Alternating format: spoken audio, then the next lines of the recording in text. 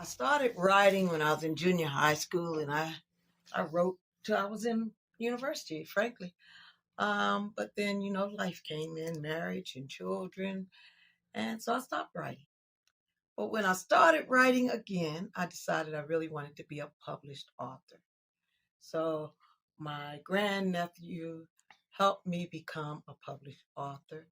And a friend of mine, a former friend of mine, happened to see the book, and he was now a publisher. And he gave me some ideas that I really wanted anyway. So he helped me republish the book, and it looked 200% better. But anyway, that was my first book, and then he helped me publish my next book, and I'm looking forward to working with him in the future on some more books that I have. So that's what made me become an author. I really felt like I had some things to share with people to encourage them.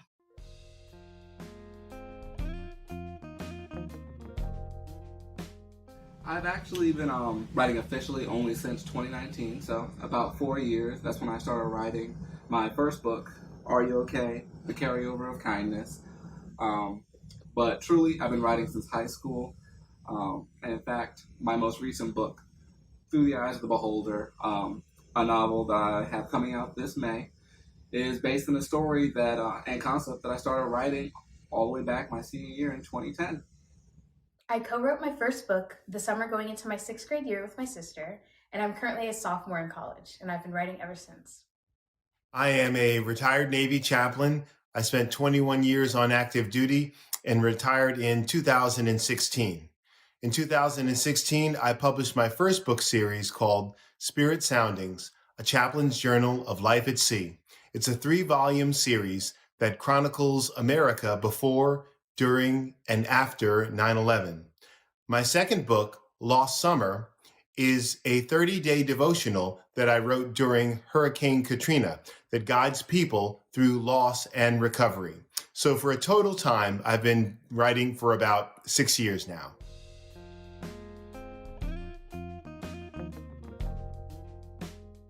I would say the most difficult part of my writing process is recognizing that I deserve to be heard, that I have a voice, and that I deserve to be a published author just like anyone else.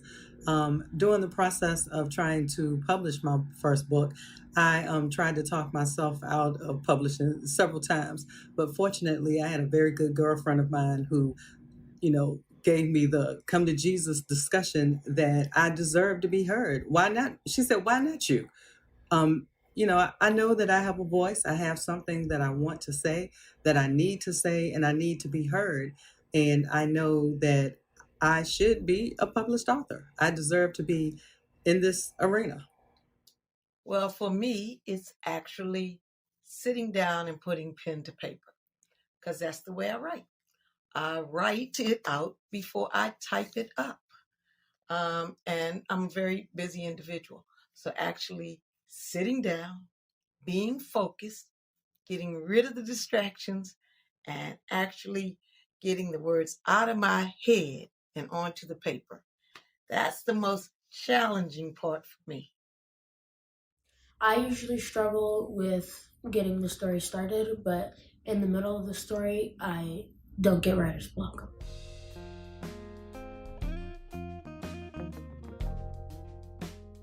I've been blessed to write 4 books so far. And the first one was actually a book series, so it's 3 volumes. And then the last one that I've written is a singular prayer devotional. The current book that I'm working on is my favorite book. That's what I always say. The current book that I'm writing, that I'm editing, that I'm rewriting and re-editing is always my favorite book because I just enjoy the process of writing, allowing God to speak to me and give me the words that he wants me to say, put down on paper. So yes, my current book series is called Psalms from the Sea. It is a 5-volume series, the biggest writing I've ever undertaken. And it is going to have its first volume published in the fall. It's called Faith. So look for Psalms from the Sea, Volume 1, Faith, in the fall of 2023. I've written 5 books. 3 books are a part of a series called the Page series, and 2 are separate fun books. My favorite is the 3rd book from the Page series called Page's Big Surprise. I just feel like the more I write, the more creative I become, the more intricate the stories are, and the more I'm proud of my work. I have authored 11 books, including 7 nonfiction and fiction about Gullah Geechee culture and heritage, 3 children's storybooks about Brooklyn Gardens, where I was formerly employed for 18 years, and 2 sticker books about Gullah Gullah Island. My favorite is my very first book, Reminiscences of Sea Island Heritage, because each of my cultural books since then includes some element from it. We have written 8 children's books. Is it 8? Yeah. Wow. 8 children's books and 2 adult books. Yes. So it's been an amazing journey to speak and bring awareness about autism, bring awareness about forgiveness and fatherhood, bring awareness about just growing as a family, knowing that these children that have autism are amazing and they're wonderful, as well as your personal journey about forgiveness, forgiving yourself, being a better father to our children, and just tools for parents as a whole. So it's been an amazing journey. Which is your favorite? Oh my God. I think my favorite book is Sandy. I think this is my favorite book because it talks about our daughter's questions of autism, the things that we usually don't talk about, the conversations that are not really have with the sibling. So this is the sibling perspective on autism, and I think this is my favorite one out of the whole series. So you took my answer. So my second favorite, I would have to say, is The Mola Monsters, because it talks as a spin on the dentist and oral hygiene. Created these little critters that are supposed to be cavities, and Amani and Sandy actually team up in the book. So if you follow the series, Sandy didn't really like her brother too much, so doing little sister things like getting him in trouble. Yeah, but in this, not to give it away, but maybe I did already.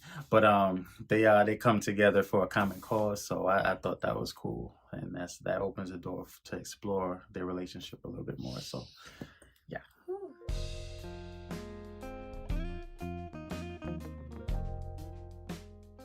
The things I need in my writing space to keep me focused are quiet. I can't even have any ambient sound. If there's conversation going on in the other room, I need to close the door because I pick up on all of that. I need to have an online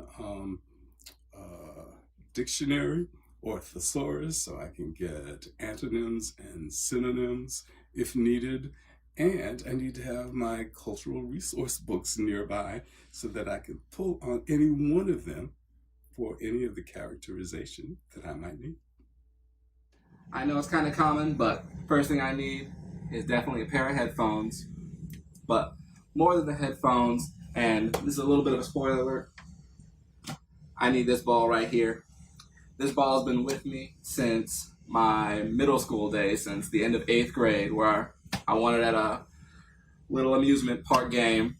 And all I do is I juggle around this ball, listen to some music, and I kind of block out the world as I imagine my different scenes and characters and how they interact and how my story flows.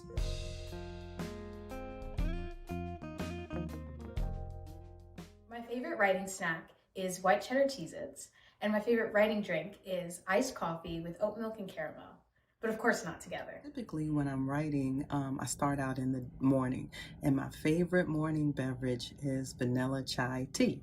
Now, if I take out my writing until the later part of the evening, my snack would probably be white cheddar popcorn.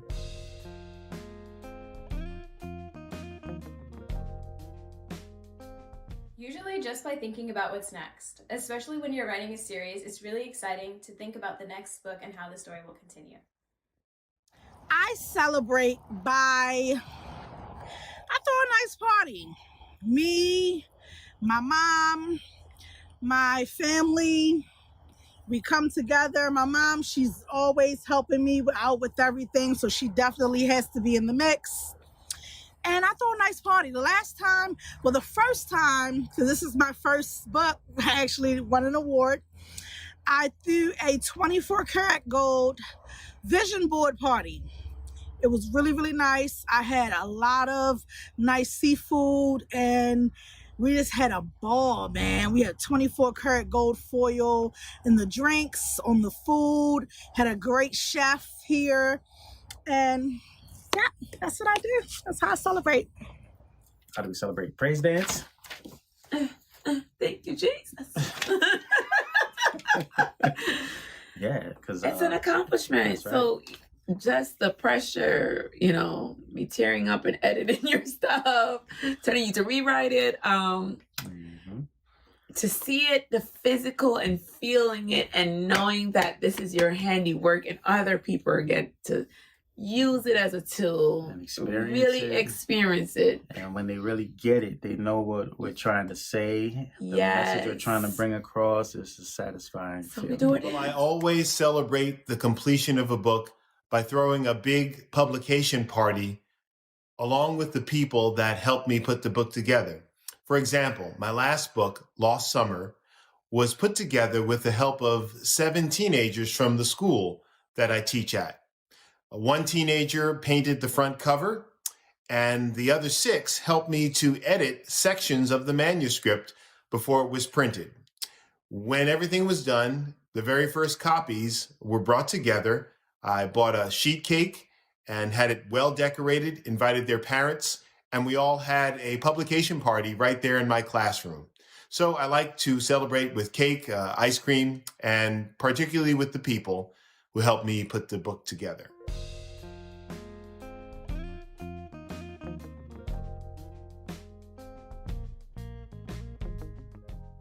That there is no wrong way to write. You just have to use your imagination and creativity.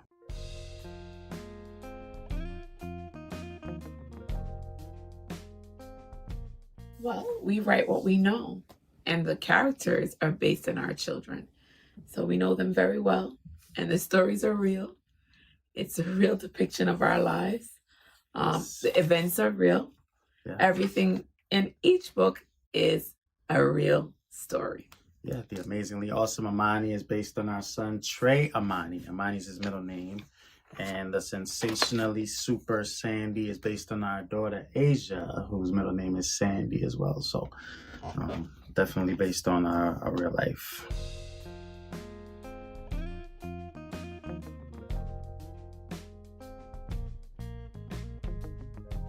It has made me see my true power and my potential and my resilience. The way I stand so tall, the way that I am able to just put all of my cards on the table, put all of my money out there, because scared money don't make no money. So you can't be afraid.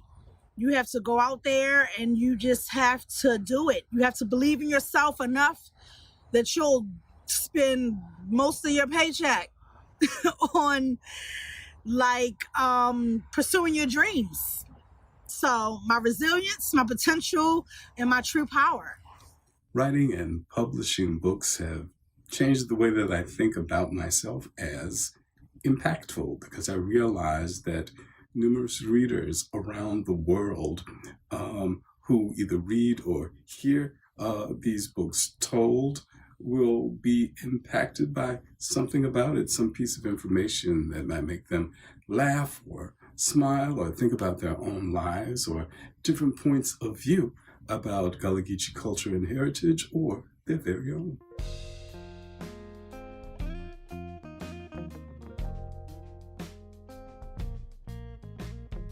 So I actually have a little bit of a story for this question. It goes just back to last November. I was at Indie Author Day in Fairfax, and I was speaking with another author, and she was telling me that I can donate my books to the library so that it could be available for people to take out. And then I asked the librarian about it and how the process works, and when I went on the website, I noticed that my book was already in the cart for the library to order. 4 copies, in fact. And I remember in that moment, I thought I was becoming successful, where my book was finally available for people not to just purchase in a store, but to go to their local library and just pick it up, like many of the great stories and books that we all know and love.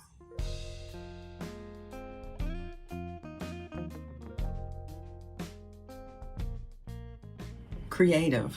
I have a very creative mind. Driven.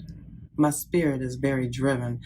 I just need to accomplish whatever I start. And unique. I am uniquely made. I am faithful, caring, and a committed person. I love God, my family and friends specifically, people in general, and my word is my bond. If I say I'm going to do something, I do it. I'm an innovative, forward thinker, a perfectionist, and I'm a lover of humanity.